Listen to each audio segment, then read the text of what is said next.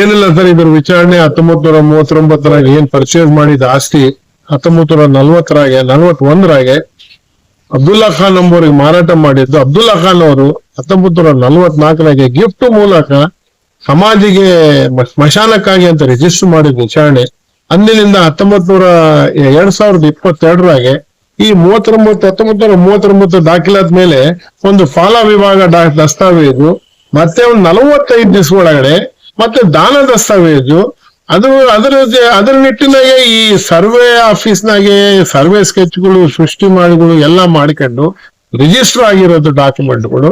ಈ survey ಆಫೀಸ್ನಾಗೆ duplicate ಡಾಕ್ಯುಮೆಂಟ್ಗಳು ಯಾರು ಮಾಡಿ ಕೊಡ್ತಿದಾರ ಅಂತ ಅದೊಂದು ಪ್ರಶ್ನೆ. ಆಮೇಲೆ ರಿಜಿಸ್ಟರ್ ಆಫೀಸ್ನಾಗೆ ಇವೆಲ್ಲ ವಿಚಾರಣೆ ನೋಡ್ಲಾರ್ದೆ, ಡಾಕ್ಯುಮೆಂಟ್ಸ್ ಪರಿಶೀಲನೆ ಮಾಡ್ಲಾರ್ದೆ ರಿಜಿಸ್ಟರ್ ಮಾಡಿರೋದು ಒಂದು ವಿಚಾರಣೆ. ಇದ್ರ ಮೇಲೆ ಫಾರಂ 2 ಇಶ್ಯೂ ಆಗ್ತಾ ಇರೋದು ಒಂದು ವಿಚಾರಣೆ.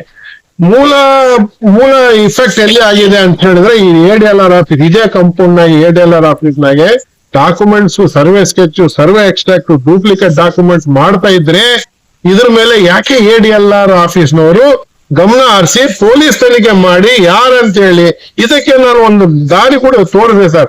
ಆ ಸರ್ವೆ ಸ್ಕೆಚ್ ADLR ಎಕ್ಸ್ಟ್ರಾಕ್ಟ್ ನಾಗ ಹೆಸರುಗಳು ಇದಾವಲ್ಲ, ಅವ್ರನ್ನ ಹೋಗಿ ಎಳಗೆ ಒಂದು 3rd ಡಿಗ್ರಿ 2 ಏಟ್ ಹಾಕಿದ್ರೆ ಯಾರು ಮಾಡ್ಯಾರ ಅವ್ರ ಹೆಸರು ಹೊರಗೆ ಬರ್ತವೆ. ಇಷ್ಟು ಮಾಡಕ್ ಆಗಿಲ್ಲ ಅಂದ್ರೆ ಈ ಡಾಕ್ಯುಮೆಂಟ್ಸ್ ಕ್ರಿಯೇಟ್ ಮಾಡ್ಕೊಂಡು ಲೀಗಲ್ ನಾಗೆ ನಂದು ಸರ್ಕಾರ ನಮ್ ಸಮಾಜದಿಂದ ಆಸ್ತಿ ಅಂತ ನಾವು ಬರ್ತೀವಿ, ಪ್ರೈವೇಟ್ ಆಸ್ತಿಗಳಿಗೆ ಇಂಥ ಪರಿಸ್ಥಿತಿ ಬಂದ್ರೆ ಎಷ್ಟು ಜಾಗ ಹೋಗ್ಬೇಕು, ಏನೇನಾಗ್ಬೇಕು, ಯಾಕೆ ಈ ADLR ಆಫೀಸ್ನಾಗ ಇದೆಲ್ಲ ಗಮನ ಹರಿಸ್ತಾ ಇಲ್ಲ, ಹೆಂಗ ಈ ಡಾಕ್ಯುಮೆಂಟ್ಸ್ ಕ್ರಿಯೇಟ್ ಆಗ್ತಿದಾವೆ, ಸಬ್ ರಿಜಿಸ್ಟರ್ ಆಫೀಸ್ನಾಗೆ ಯಾವ ತರ ಇದು ಮಾಡ್ತಿದ್ದಾರೆ, ರಿಜಿಸ್ಟರ್ ಮಾಡ್ತಿದ್ದಾರೆ, ವೆರಿಫಿಕೇಶನ್ ಇಲ್ದಂಗೆ ರಿಜಿಸ್ಟರ್ ಮಾಡ್ತಾ ಇರೋದು. ಇದೆಲ್ಲ ನೋಡ್ಬಿಟ್ರೆ ಎಲ್ಲೋ ಅನ್ಸುತ್ತೆ ನಮ್ಮ ಆಸ್ತಿಗಳು ಸೇಫ್ ಇಲ್ಲ ಅಂತ ಅನ್ಸ್ತಾ ಇದೆ. ಸಮಾಜದ ಆಸ್ತಿ ಒಂದ್ ಕಡೆ ಬಿರ್ಲಿ, ದೇವಸ್ಥಾನಗಳು, ಮಸೀದ್ಗಳು ಎಲ್ಲ ಒಂದ್ ಕಡೆ ಬಿರ್ಲಿ, ನಮ್ಮ ಆಸ್ತಿಗಳು ಉಳ್ತಾ ಇಲ್ಲ. ದಯವಿಟ್ಟು ನಾನು ನಮ್ಮ ಜಿಲ್ಲಾಧಿಕಾರಿಗಳಿಗೆ ತಕ್ಷಣ ಈ ವಿಚಾರಣೆಗೆ ಸೀರಿಯಸ್ ಆಗಿ ದಕ್ಕ ಆಫೀಸರ್ಗಳು ಬಂದಾರೆ, ಪೊಲೀಸ್ ಡಿಪಾರ್ಟ್ಮೆಂಟ್, ನಮ್ಮ SP ಮೇಡಮ್ ಆಗಿರ್ಬೋದು, IG ಸರ್ ಆಗಿರ್ಬೋದು, ಬಹಳ ಸೀರಿಯಸ್ ಆಗಿ ಗಮನ ಹರಿಸಿದ್ದಾರೆ. ದಯವಿಟ್ಟು ಇಂಥವ್ ತಗೊಳ್ರಿ, ವಿಚಾರಣೆ ತಗೊಂಡು ಮುಂದೆ ದಿನ ಕ್ರಮಗಳಲ್ಲಿ ಇಂಥವೆಲ್ಲ ನಿಲ್ಲಿಸ್ಬೇಕು. ರದ್ದಾಗಬೇಕು ಸರ್, ಡಾಕ್ಯುಮೆಂಟ್ ಡೂಪ್ಲಿಕೇಟ್ ಡಾಕ್ಯುಮೆಂಟ್ ರದ್ದಾಗಬೇಕು. ಈಗ ರಿಯಲ್ ಎಸ್ಟೇಟ್ ಅವರು ಅಸಲ್ ಹಾಕಿದ್ದು ಬಡ್ಡಿ ಕಟ್ಟಿದಾಗ ಆಸ್ತಿಗಳು ಬಿ ಖಾತಾ ಎ ಖಾತಾ ಕೊಡೋರು, ಸೇಲ್ ಅಗ್ರಿಮೆಂಟ್ ಮಾಡೋರು, GP ಮಾಡೋರು 45 ಮಿನಿಟ್ಸ್ ನಲ್ಲಿ 30 ಥಮ್ ಕೊಟ್ಟಾರೆ. ಎಷ್ಟು ದುಡ್ಡು ತಗೊಂಡಾರ? ಇದು ಮುಚ್ಚಿಕ್ಬಾರ್ದು. ನನ್ನ ಮಗನ ಇರ್ಲಿ ತಗೊಂಡಿದ್ದು ದುಡ್ಡು ತಗೊಂಡ್ ಮಾಡೋಣ. ರಿಯಲ್ ಎಸ್ಟೇಟ್ ಸತ್ತದ ಅಸಲ್ ಕಟ್ಟಕ್ ಆಗ್ತವಲ್ದು. ಇವ್ರು 45 ಮಿನಿಟ್ ಥಮ್ ಹೆಂಗ್ ಕೊಟ್ಟಾರ? ನೀವು ಫಸ್ಟ್ ಹೋಗಿ ಕಮಿಷನರ್ಗೆ ತಗೊಳ್ರಿ ತಡಿ. ಅಲ್ಲ ಸರ್, ಸರ್ 11 ಎಕರೆ ಕ್ಯಾನ್ಸಲೇಷನ್ ಆಗಿದೆ ಅಂತ ಹೇಳಿ ನಿನ್ನೆ ಜಿಲ್ಲಾಧಿಕಾರಿಗಳ ಒಂದು ಪತ್ರಿಕೆ ಮಾಧ್ಯಮ ಜೊತೆ ಮಾತಾಡಿದ್ದಾರೆ ಸರ್. ಇದ್ರ ಬಗ್ಗೆ ಎಲ್ಲ ಇಷ್ಟು ದಿನ ನೀವು ಏನ್ ಮಾಡಿದ್ರಿ? ನಿಮ್ ಸಮುದಾಯ ಇಷ್ಟು ದಿನ ಏನ್ ಮಾಡ್ತಿತ್ತು? ಹಾಗಾದ್ರೆ ಅಂದ್ರೆ ನೀವು ಕಳ್ತನ ಮಾಡಿದ್ಮೇಲೆ ನೀವು ಹೊರಗಡೆ ಬರ್ತೀರಾ? ಹಾಗಾದ್ರೆ ಬಹಳ ಬಹಳ ದುರ್ದೈವ ಏನಂತ ಹೇಳಿದ್ರೆ, ನಮ್ಮ ಮುನ್ನಾಬೈದವ್ರು ಏನ್ ಮಾಡ್ಯಾರೆ, ಪ್ರತಿಯೊಂದು ವಿಚಾರಣೆಗೆ ಪ್ರತಿಯೊಂದು ಮಿನಿಸ್ಟರ್ಗಳಿಗೆ ಬಂದದವ್ರಿಗೆ ಪೆಟಿಷನ್ಗಳು ಕೊಟ್ಟಾರೆ. ವಿಶೇಷವಾಗಿ ಈಗ ಅವು ಎಲ್ಲ ಆಗಿರ್ಬೋದು ಕೊಟ್ಟಾರೆ, ಅದಕ್ಕೆ ಗಮನ ಹರಿಸಿಲ್ಲ. ಇರ್ಲಿ ಒಂದ್ ಕಡೆ, ಈ 11 ಎಕರೆದಾಗೆ ತಾವು ಆರೋಪ ಏನ್ ಮಾಡಿರೋದು ಕರೆಕ್ಟ್ ಐತೆ ಸರ್. ನಮ್ ಸಮಾಜ ಮುಖಂಡರು ಎಲ್ಲರೂ ಇದಕ್ಕೆ ಬಹಳ ಸೀರಿಯಸ್ ಆಗಿ ತಗೋಬೇಕಾಗಿತ್ತು. ಈ ಆರೋಪ ನಾವು ಒಪ್ಕೊಂತೀವಿ. ಅಕಸ್ಮಾತ್ ನಾವೇನ ತಪ್ಪು ಹೇಳ್ತಾ ಇದ್ರೆ ದಯವಿಟ್ಟು ಮಾಧ್ಯಮ ಮುಂದೆ ಬಂದು ಅವ್ರು ಹೇಳಿ, ನಾವು ಇಲ್ಲ. ಇದರಲ್ಲಿ ಏನಾದ್ರು ನಿಮ್ ಮುಖಂಡರು, ಸಮುದಾಯದ ಮುಖಂಡರು ಭಾಗಿಯಾಗಿದ್ದಾರೆ ಅನ್ನೋ ಸಂಶಯ ಮಾಡಿ ಬರಕತ್ತ. ನಾನು ಅದಕ್ಕೆ ಹೇಳಿದ್ದು, ಕರಪ್ಷನ್ ರೊಕ್ಕ ತಗೊಂಡು ಮಾತ್ರ ಕರಪ್ಷನ್ ಇಲ್ಲ, ಸೈಲೆಂಟ್ ಇರೋದು ಕೂಡ ಒಂಥರ ಕರಪ್ಷನ್ ಅಲ್ಲ. ನೇರವಾಗಿ ಭಾಗಿಯಾಗಿದ್ದಾರಾ? ಹಾಗಾದ್ರೆ ನೇರವಾಗಿ ಹೇಳ್ತಾ ಇದ್ದೀನಲ್ಲ ಸರ್, ನಾನು ನೇರವಾಗಿ ನಮ್ಮ ಹುಸೇನ್ ಪೀರ ಎಕ್ಸ್ ಚೇರ್ಮನ್ ಆಗಿರ್ಬೋದು, ಹುಮಾಯೂನ್ ಖಾನ್ ಎಕ್ಸ್ ಚೇರ್ಮನ್ ಆಗಿರ್ಬೋದು, ಪ್ರೆಸಿಡೆಂಟ್ ರಾಜ್ಯಸಭಾ ಮೆಂಬರ್ ಆಗಿರ್ಬೋದು, ಇವ್ 3 ಮೇಲೆ ನಾನು ನೇರ ಆರೋಪ ಯಾಕೆ ಮಾಡ್ತಾ ಇದ್ದೀನಿ ಅಂತ ಹೇಳಿದ್ರೆ, ಇವ್ರ ಇವ್ರು ಸೈಲೆಂಟ್, ಇವ್ ಯಾಕೆ ಸೈಲೆಂಟ್ ಇದ್ದಾರೆ, ಇಷ್ಟೆಲ್ಲ ಆದ್ರೂ ಕೂಡ ಯಾಕೆ ಸೈಲೆಂಟ್ ಇದ್ದಾರೆ, ಇಷ್ಟೇ ನಮ್ದು ವಾದ. ಅವರು ದಯವಿಟ್ಟು ಇದು ಹೇಳಿ, ಇಲ್ಲ ನಾವು ಕರೆಕ್ಟ್ ಆಗಿ ಫಾಲೋ ಮಾಡಿ ಅಂತ ಹೇಳಿ ನಾವು ಕೇಳೋಣ, ನಾವು ಕ್ಷಮೆಪಾನ ಕೇಳೋಣ. ಮುಂದಿನ ದಿನಗಳಲ್ಲಿ ನಿಮ್ಮಿರುವಂತ ಒಗ್ಗೂಡಿ ಸಂಬಂಧಪಟ್ಟಂತ ಆಸ್ತಿಗಳು ಸೇಫ್ ಇದೆ ಅಂತ ನಿಮ್ಗೆ ಅನಿಸ್ತಿದೇನಾ? ಇಲ್ಲ ಸರ್. ಮತ್ತೆ ಯಾಕೆ ಸೇರ್ಸಾ ಇಲ್ಲ ಅಂತ ಹೇಳಿದ್ರೆ, ಇದಕ್ಕೆ ಮೂಲ ಕಾರಣ ನಮ್ DWC ಆಫೀಸರ್ಸ್ ಬಹಳ ಸೀರಿಯಸ್ ಆಗಿ ಪ್ರತಿಯೊಂದು ವಿಚಾರಣೆ ನೋಡ್ಬೇಕು, ಅದು ನೋಡ್ತಾ ಇಲ್ಲ. ನೀವು ಯಾವ ರೀತಿ ಹೋರಾಟ ಅನ್ಕೊಳ್ತೀರಿ ಸರ್ ಮುಂದಿನ ದಿನಗಳಲ್ಲಿ ಇದ್ರ ಸರ್, ಬಗ್ಗೆ? ಇದೇ ರೀತಿ ನಾವು ಈಗ ನಾವೇನ್ ಬಂದಿವಿ ಮುಂದೆ ಬರೋ ದಿನದಲ್ಲಿ ನಾವು ಇಷ್ಟು ದಿವಸ ಮಾಧ್ಯಮ ಮುಂದೆ ಬಂದಿಲ್ಲ. ಈ ಮಾಧ್ಯಮನ ನಾವು ಬೇಸ್ ಮಾಡ್ಕೊಂಡು ನಾವು ಪ್ರತಿ ಒಂದು ಆಫೀಸು, ಪ್ರತಿ ಒಂದು ಪ್ರಜೆನಾಗೆ, ಪ್ರತಿ ಒಂದು ಡಿಪಾರ್ಟ್ಮೆಂಟ್ ನಾಗೆ ನಾವು ಈ ಮೆಸೇಜ್ ತಲುಪಿಸ್ಬೇಕಂತ ಹೇಳಿ ವಿಚಾರಣೆ. ಅಲ್ಲ, ಪೊಲೀಸರ ಬಗ್ಗೆ ನೀವು ಒಂದು ಆರೋಪ ಮಾಡ್ತೀರಲ್ಲ, ಪೊಲೀಸರು ಇದರಲ್ಲಿ ಕೂಡ ಭಾಗಿತ್ವ ಇದ್ದಾರೆ ಅಂತೇಳಿ, ಆದ್ರೆ ಈ ರಾಜಕಾರಣಿ ಒತ್ತಡಕ್ಕೆ ಅವ್ರು ಏನ್ ಮಾಡಿದಾರ ಎಂಬ ಸಂಶಯ ಬರಕತ್ತಿದೆ. ಮಾಡ್ಬೋದು ಸರ್, ಮಾಡಿರ್ಬೋದು ಸರ್. ಆದ್ರೆ ರಾಜಕಾರಣಿ ಹೇಳೋದ್ ತಪ್ಪಾಗ್ತದೆ ಸರ್. ಇವರು ಎಲ್ಲರ ಈ ಮುಖ ನಾವು ಸೈಲೆಂಟ್ ಇದಾರಲ್ರಿ. ಯಾಕಂದ್ರೆ ಈಗ president Shanmukha circle inspector Shanmukha sir Waqf ಆಫೀಸರ್ಗೆ ಸುಮಾರು 8 ಸಾರಿ ಫೋನ್ ಮಾಡ್ಯಾರೆ.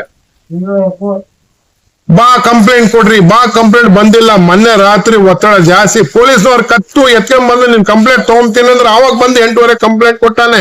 ದಯವಿಟ್ಟು ನೀವು ಷಣ್ಮುಖ ಸರ್ಗೆ ಕೇಳಿ, ಗೊತ್ತಾಗ್ತದೆ ನಿಮ್ಗೆ ಹೌದಾ ಇಲ್ಲ ಅಂತೇಳಿ. ಅವ್ರಿಗೆ ನೀನ್ ನೌಕರಿ ಹೋಗ್ತೈತೋ, ನೀನ್ ಯಾಕೆ ಕಂಪ್ಲೇಂಟ್ ಕೊಡ್ತಾ ಇಲ್ಲ ಅಂತ ಕೂಡ ಕೇಳಿದ್ದಾರೆ. ಇದು ನಾನು ಓರಲ್ ಹೇಳ್ತಾ ಇದ್ದೀನಿ ಅಂದ್ರೆ ನಾನು ಮುಂದೆ ಮಾತಾಡೋದು ವಿಚಾರಣೆ. ನಾನು ಅದಕ್ಕೆ ಪ್ರೂಫ್ ಏನ್ ಇಟ್ಟಿಲ್ಲ. ಅಲ್ಲ, ನನ್ನ ವಿಚಾರಣೆದಾಗೆ ನನಗೆ ಮಾಹಿತಿ ಕೊಟ್ಟಿರೋದು ವಿಚಾರಣೆದಾಗೆ ನನಗೆ ಈ ಸುಳ್ಳು ನನ್ನ ಹೇಳಿಕೆನಾಗೆ ಕೊಡ್ಸ್ಬಿಟ್ಟು ಸೈನ್ ಮಾಡಿಸ್ಯಾರೆ. ದಾಖಲಾತಿ ಕೊಟ್ಟಿದ್ದೀನಿ, ಆದ್ರೆ FIR ಗೆ ರಿಪ್ಲೈ ಮಾಡಿಲ್ಲ. ಯಾಕೆ ರಿಪ್ಲೈ ಮಾಡಿಲ್ಲ? ಕೆಲವರು ಹೇಳೋ ಅಭಿಪ್ರಾಯ ಏನಂದ್ರೆ ಮುಸ್ಲಿಂ ಸಮುದಾಯದ ಮುಖಂಡರ ಗುದ್ದಾಟದಲ್ಲಿ ಸಮುದಾಯನೇ ಹಳ್ಳ ಇಡಕತ್ತಿದೆ ಎಂಬುದು ಅಭಿಪ್ರಾಯ ಸಾರ್ವಜನಿಕರು. correct sir. ಇದ್ರ ಬಗ್ಗೆ ನಿಮ್ಮ ಅಭಿಪ್ರಾಯ ಹೇಳಿ. ನನ್ನ ಅಭಿಪ್ರಾಯ ಕೂಡ ಅದೇ ಸರ್. ಅಂದ್ರೆ ನೀವು ಗುದ್ದಾಡಿ ಬೇರೆ ಜನ ಹೆಂಗನ ಹಾಳ ಹೋಗ್ಲಿ ಅಂತೀರಾ? ಸರ್ ಮತ್ ನೀವೇದಕ್ಕ ಈ ತರ ಮಾಡಕತ್ತೀರಾ? ಅದೇ ಹೇಳ್ತಾ ಇರೋದು ಸರ್. ಏನಾಗ್ತಾ ಇದೆ, ಅವ್ನ್ ಮಾಡ್ತಾನೆ, ಇವ್ನು ಮಾಡ್ತಾನೆ, ಅವ್ನ್ ನೋಡ್ತಾನೆ, ಇವ್ನು ನೋಡಿದ್ರೆ ಸೆಂಟ್ರಲ್ ಆಗಿ ಸಮಾಜ ಕೆಟ್ಟ ಹೋಗ್ತಾ ಇದೆ. ನಾನ್ ಕೂಡ ಒಬ್ಬ ಸಮಾಜ ಮುಖಂಡ ಸರ್. ನಾನ್ ಡೈರೆಕ್ಟ್ವಾಗಿ ಯಾಕೆ ಹೇಳ್ತಾ ಇದ್ದೀನಿ, ನಾನು ಯಾಕೆ ನನ್ ಬೇರೆ ಸಮಾಜದವ್ರಿಗೆ, ನಮ್ಮ ಸಮಾಜದವ್ರಿಗೆ ಆಪಾದನೆ ಮಾಡ್ತಾ ಇದ್ದೀನಿ ಅಂದ್ರೆ ಗೊತ್ತಾಗ್ಲಿ, ಹೊರಗ್ ಬರ್ಲೇಬೇಕು ಇವರೆಲ್ಲ.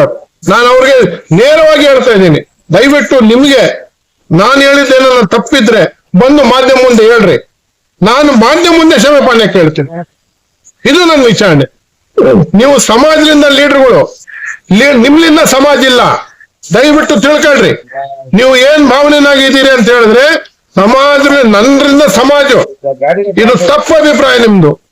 मेहरबानी करके मैं आपसे लीडर को बोल रहा हूँ, मैं भी एक जिम्मेदार, मैं कई को तुम ये बात बोल रहे हो तो तुम्हें हमारे से कौम को तो बोले, हमने मालूम हो रहा से ये हमारे से हमें कैसा बोले वैसा चलता होता, हमें आगे सुनने वाले नहीं. समाज बराबर से, कौम बराबर से सजा देना, इनको मैं अपील करता हूँ. ये ऐसे सब चीजें बाहर आए तो होने का भवना फीस हर एक चीज में ले लो, शादी मान ले लो, हर चीज में एडमिनिस्ट्रेटर अब तक चल रही.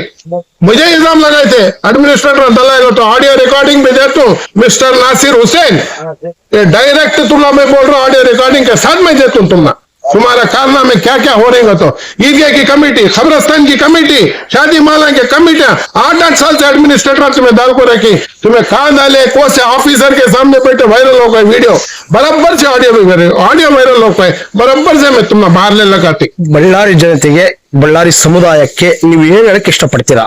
ದಯವಿಟ್ಟು बल्लारी के मुसलमान से एक अपील, बाजू हॉस्पिटल, बाजू को सुरगुपा, सब जगह अंजुमन बना के हिफाजत से काम कर रही. हमें बल्लारी वाले मुर्दार कौम हो गई, हमारे मुसलमान उठो, नौजवान उठो, ये सब लीडरों को सीधा करो. हमें उनको गालियां नहीं बोल रही, इनको रास्ते ले लगाओ, काम कौम का करो तो बोलने के वास्ते मैं तुम्हारे सामने अपील करता हूँ.